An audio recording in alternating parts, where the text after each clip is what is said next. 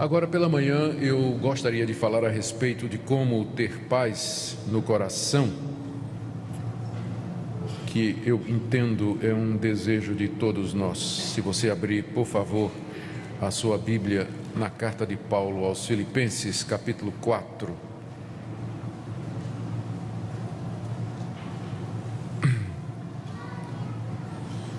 Nós vamos ler do verso 1 até o verso 9.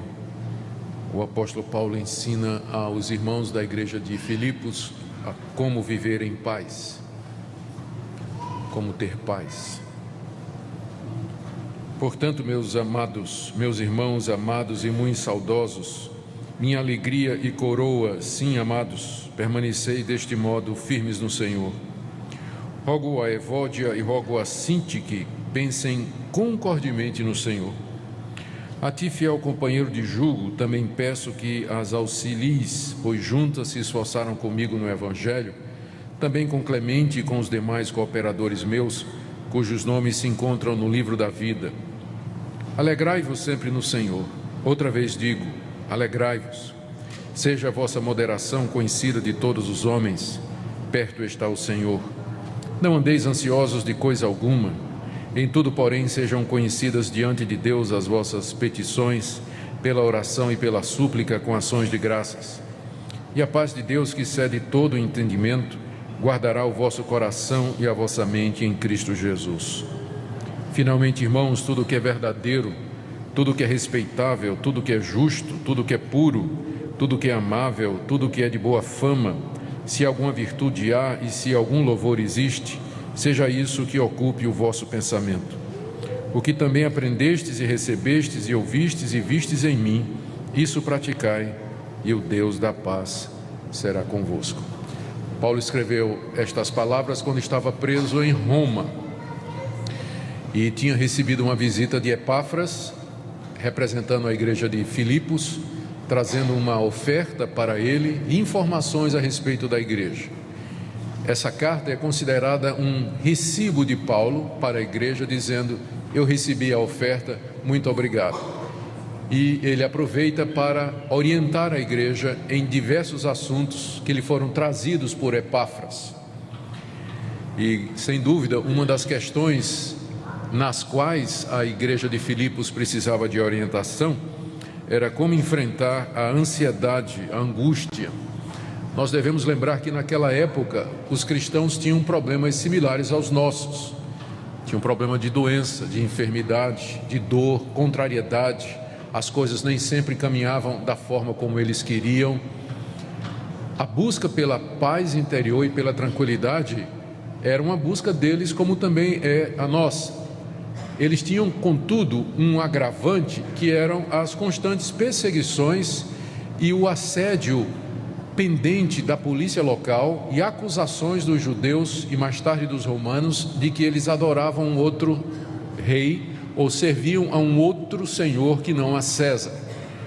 Portanto, a busca por viver em paz no meio de um ambiente cuja pressão era tão grande marcava os cristãos do primeiro século. Não é sem razão que boa parte dos livros do Novo Testamento eles tratam dessa questão.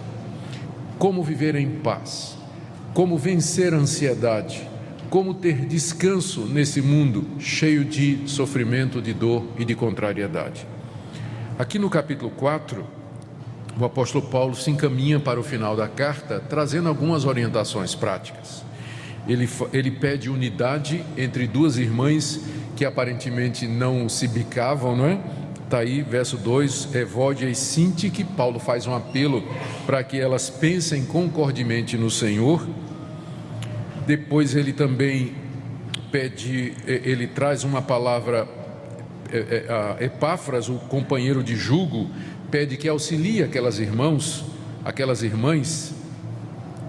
a andarem juntas. No verso 4, ele pede que eles vivam sempre alegres, se alegrem sempre no Senhor, sejam moderados, no verso 5, e a partir do verso 6, ele traz 3 orientações sobre como não viver ansioso e experimentar a paz de Deus no coração. A primeira é orar. orar. Verso 6: não andeis ansiosos de coisa alguma. Em tudo, porém, sejam conhecidas diante de Deus as vossas petições, pela oração e pela súplica com ações de graças. E a paz de Deus, que excede todo entendimento, guardará o vosso coração e a vossa mente em Cristo Jesus. Ele se dirige para os irmãos e proíbe que eles andem ansiosos. Não andeis ansiosos de coisa alguma. A ansiedade em si, ela não é pecado, mas o viver ansioso talvez seja. Há uma ansiedade que é resultado de problemas físicos, de constituição. Tem gente que tem uma índole ansiosa, tem gente que precisa de fato de orientação médica por causa da ansiedade. Mas boa parte da nossa ansiedade tem um fundo espiritual. É falta de confiança em Deus. É falta de descansar em Deus e deixar o futuro na mão de Deus. Por isso Paulo trata a ansiedade, como estou dizendo, não é toda ansiedade e não é sempre, mas Paulo trata o viver ansioso como sendo, ele não usa a palavra pecado, mas é que está no imperativo aqui na língua grega. Quando ele diz não andeis ansiosos, ele está dando uma ordem. Significa que se nós vivermos ansiosos, nós estamos desobedecendo a palavra de Deus e, portanto, isso é pecado. Então, viver ansioso, além de ser ruim para todo mundo que está ao nosso redor, não é bom viver com gente que vive ansiosa, não é? A pessoa fica irritadiça, abatida, pavio curto, diz coisas e toma decisões precipitadas, não dorme de noite. Além do sofrimento que ela tem, ela traz problemas também, sofrimento para outros. Então, a orientação da Bíblia é: não vivam ansiosos. E não vivam ansiosos, diz aqui, de coisa alguma. Eu creio que Paulo disse isso porque pessoas há que procuram se justificar dizendo: mas pastor, o meu caso é muito grave, a minha situação é diferente, o que eu estou enfrentando é algo muito grande. Talvez por isso Paulo já colocou aqui: não vivam ansiosos de coisa alguma. Não há nada que justifique o cristão viver ansioso se a razão e a causa da ansiedade é espiritual, se é falta de confiança em Deus, falta de repouso nas palavras e nas promessas de Deus.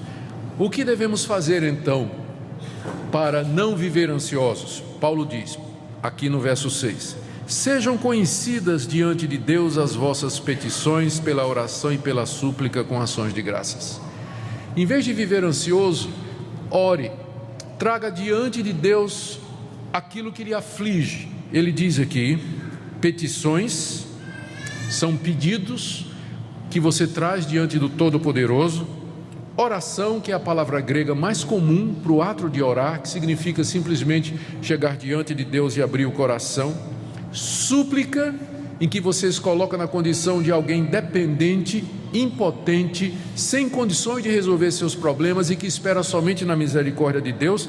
E ações de graças, o nome já está dizendo, antecipadamente agradecendo a Deus que Ele lhe escuta e que Ele está pronto a fazer isso.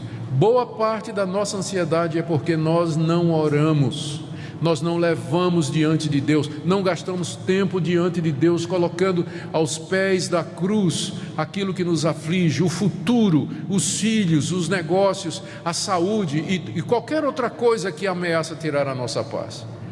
Então, primeira orientação de Paulo: para não vivermos ansiosos, ore, busque a Deus, gaste tempo com Ele, faça conhecida diante de Deus. Não é que Deus não conheça, mas Ele quer que você venha para Ele e diga o que é que lhe aflige. Segunda orientação, a promessa, aliás, ainda dentro do primeiro ponto, olha a promessa que ele faz no verso 7: e a paz de Deus, que excede todo o entendimento, guardará o vosso coração e a vossa mente em Cristo Jesus. Primeiro vamos entender o que é que significa a paz de Deus. A paz de Deus aqui é diferente da paz com Deus. A paz com Deus, ela não é resultado da minha oração, é o resultado de que Deus não está mais em guerra comigo. Justificados pela fé, temos paz com Deus. Paz com Deus é o estado de justificação, em que Deus não me considera mais culpado Ele já justificou-me de todos os meus pecados, Ele me considera justo em Cristo Jesus. Deus não está em guerra comigo, não é uma questão de sentimento. O meu coração pode estar muito aflito, mas eu não perco a paz com Deus. Meu relacionamento com Ele é de paz. Mas a paz de Deus é um sentimento, é a emoção, é você sentir-se bem, é você sentir essa paz com Deus, tranquilidade no seu coração. O que Paulo está prometendo aqui é a paz de Deus, é a sensação de calmaria no coração, de tranquilidade, mesmo que a tempestade esteja batendo lá fora. Ele promete que a paz de Deus, como um guarda armado, essa expressão guardará é tirada do vocabulário militar. Imagine aqui a paz de Deus como um guarda armado, um soldado completamente equipado, montando guarda à entrada da sua mente e do seu coração, para não deixar passar nenhuma ansiedade. Porque é isso que ele está dizendo, olha, a paz de Deus vai guardar o seu coração e a sua mente. A paz de Deus vai ficar como um guarda armado na porta do seu coração e da sua mente, para não deixar entrar preocupação nenhuma. E ele diz que essa paz excede todo entendimento. Gente, que coisa maravilhosa, todo mundo quer isso, né? A paz de Deus guardando a minha mente e o meu coração, quando as coisas estão ruins lá fora, quando eu estou passando uma série de problemas, aquela tranquilidade interior, aquela sensação de paz e descanso em Deus, mesmo quando tudo está indo errado. Então a primeira coisa que você tem que fazer é orar, fazer conhecida as suas aflições, a sua angústia, a sua dor diante de Deus. Segunda orientação que ele dá aqui, você tem que praticar o que é certo. Aliás, você tem que meditar no que é certo. Verso 8. Finalmente, irmãos, tudo que é verdadeiro, tudo que é respeitável, tudo que é justo, tudo que é puro, tudo que é amável, tudo que é de boa fama, se alguma virtude há e se algum louvor existe, seja isso o que ocupe o vosso pensamento. Boa parte das nossas emoções, se não todas, elas são decorrentes daquilo que nós pensamos. Quando você começa a pensar num ente querido que faleceu, vem o sentimento de saudade, de dor. Quando você começa a pensar num problema que você vai ter que resolver amanhã, a ansiedade começa a subir no seu coração. Quando você começa a pensar naquelas notas promissórias e naqueles pagamentos que você vai ter que fazer daqui a um mês, e você olha a conta bancária, sobe aquela coisa no coração. As emoções, elas são resultado daquilo que você pensa. Se você ocupa a sua cabeça, se você ocupa o seu coração com as angústias dessa vida, se você ocupa o seu coração com aquilo que não edifica, se sua mente está trabalhando o tempo todo com estas coisas, nunca que você vai experimentar a paz de Deus no seu coração. Olha a orientação que Paulo dá aqui para aquela igreja. O que é que deve ocupar o meu pensamento? O que é verdadeiro, o que é respeitável, o que é justo, o que é puro, o que é amável, o que é de boa fama, se alguma virtude há e se algum louvor existe. Eu não estou defendendo aqui pensamento positivo, mas eu estou dizendo que Deus nos fez assim. Se nós ocupamos a nossa mente com aquilo que é agradável, com aquilo que é justo, com aquilo que é verdadeiro, não é que nós não podemos pensar e planejar o que é que vamos fazer, mas a nossa mente tem que estar ocupada com as promessas de Deus, com as coisas de Deus, com a pessoa de Deus, com a convicção das promessas dele. Para você fazer com que a sua mente esteja no lugar certo, há uma série de coisas que você pode fazer em termos práticos. A sua cabeça é muito daquilo que você lê e daquilo que você vê. Se você passa o dia diante da televisão, se você passa o dia diante do Facebook, se você passa o dia diante das mídias sociais, vendo porcaria, vendo impureza, vendo mentira, vendo a glória humana, as coisas desse mundo, a sua mente vai se ocupar destas coisas. Mas se você coloca na sua cabeça a palavra de Deus, leitura de bons livros, ouvir coisas boas, boas pregações, se você alimenta a sua mente com aquilo que vem de Deus, a paz de Deus vai encher o seu coração. Mas se você passa o dia enchendo a sua mente com aquilo que não edifica, aquilo que não contribui, com aquilo que é contrário à palavra de Deus, não é à toa que você vive angustiado. Não é à toa que você não tem paz, que o seu coração é um turbilhão o tempo todo. Quer ter paz com Deus? Primeiro, ore. Segundo, pense, encha sua mente, ocupe a sua mente com aquelas coisas que de fato edificam e vêm da palavra de Deus. Encha sua mente e o seu coração com pensamentos a respeito de Deus, do seu Filho Jesus Cristo, das suas promessas maravilhosas. Seja isso, final do verso 8, que ocupe o vosso pensamento. Mas há uma terceira coisa que Paulo diz aqui, se a gente quer ter paz, é que nós temos que praticar aquilo que é correto. Orar, pensar, praticar. Verso 8: o que também aprendestes e recebestes e ouvistes e vistes em mim, isso praticai. Olha a promessa: e o Deus da paz será convosco. Aqui ele fecha. Ele começou no verso 6, dizendo: a paz de Deus vai ser com vocês, e ele termina no verso 9 dizendo: o Deus da paz vai ser com vocês. O Deus da paz é o Deus que me dá a paz, é o Deus que faz com que eu experimente essa paz, não somente essa paz com Ele, mas a paz dele no coração. É uma paz sobrenatural, ela não é dada por meios humanos, embora Deus empregue os meios naturais para nos dar tranquilidade, mas essa paz no coração, ela é dada pelo Espírito Santo, que habita em nós. O fruto do Espírito é paz, está lá em Gálatas capítulo 5, Ele que opera essa tranquilidade no nosso coração. Deus, contudo, coloca como condição que você pratique aquilo que você aprendeu, recebeu, ouviu e viu no apóstolo Paulo.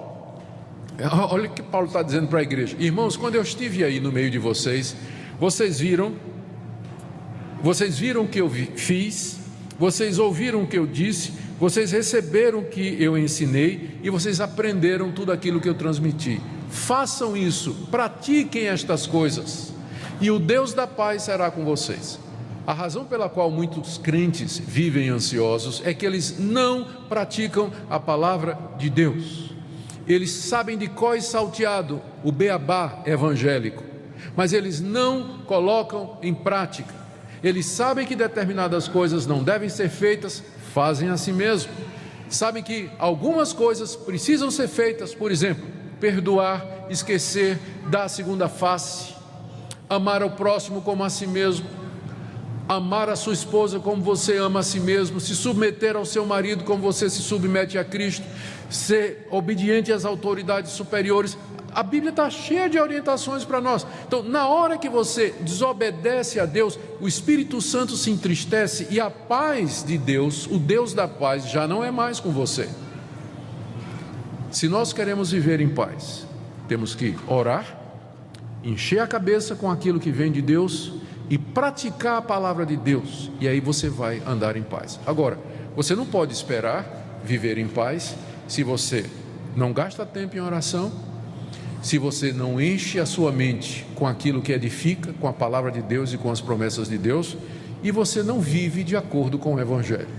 A única coisa que vale dar paz é Rivotril mesmo. Não tem outra coisa, vai ter que morrer no Rivotril. Porque a paz que vem, não estou dizendo que está errado, não é? Como eu disse, há casos em que a pessoa precisa de ajuda médica, mas eu tenho para mim que tem muito cristão que está tomando isso, ou está usando outros recursos, simplesmente porque eles não aprenderam a ter a paz de Deus através dos meios bíblicos, daquilo que Deus está ensinando. Porque se a gente orar, se a gente meditar nas coisas de Deus e se a gente andar de acordo com Deus, a promessa é muito clara: o Deus da paz será conosco, a paz de Deus vai encher o nosso coração, é uma paz que excede todo entendimento. Como é que está você nessa manhã? Como é que tem sido a sua vida como cristão? A paz de Deus no coração, embora seja um sentimento e é um pouco subjetivo, mas ele acaba funcionando como um bom indicador da saúde espiritual das pessoas e do relacionamento delas com Deus. Nós deveríamos ser honestos e sinceros e perguntar a Deus: por que é que a gente não consegue viver em paz? Por que é que a gente vive num constante estado de ansiedade?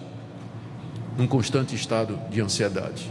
A palavra de Deus nos ensina que Deus, Ele está disposto a nos fazer experimentar aqui e agora o shalom, a paz que Ele prometeu ao seu povo. Queira Deus, nessa manhã, nos instruir, irmãos, e conduzir o nosso coração e a nossa mente à pessoa de Cristo, o príncipe da paz, e que em comunhão com Ele nós possamos desfrutar essa paz no meio de todas as nossas angústias e ansiedades. Amém?